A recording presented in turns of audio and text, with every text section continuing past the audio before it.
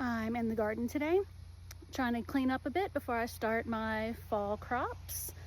But I am kind of making a list of things that just did not work out that I will not be trying to grow anymore.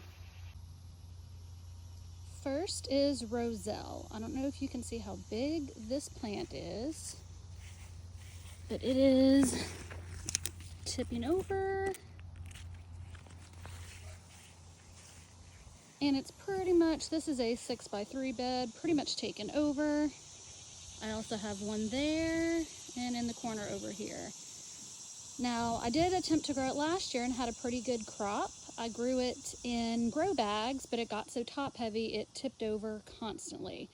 So this year I was gonna try putting it in the garden in the raised beds, but it's just taken over everything. I still have no flowers on it, and I'm tired of cutting it down. It's just too obnoxious for such a little harvest. But I am a little sad because that hibiscus tea that I made from them was really good.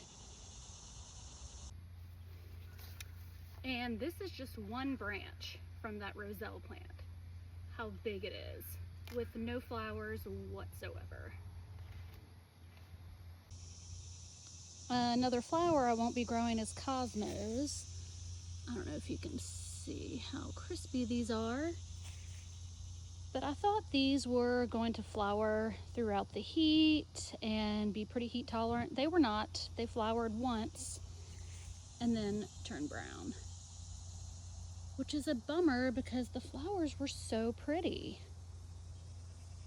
But this variety I will grow again. This is the Bright Lights. They have just kind of taken over, flower constantly, are really pretty. Just not my favorite as far as cut flowers go. They only lasted about a day. Oh, looks like we had a little bunny visitor. But on this trellis I have pole beans. Now these were cobra beans. I got a sort of okay harvest from them, and then they spent months just growing a vine without any flowers. And now they're making like slight little beans, but did not survive the heat. I felt like it took more time for them to vine out and grow, so I will not be doing these again. Okay, I've already cut these plants down, but the last thing I won't be growing is ground cherries.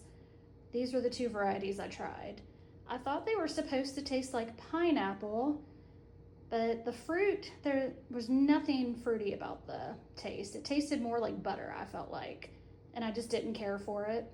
And it was full of seeds, and I have texture issues. I didn't like that either.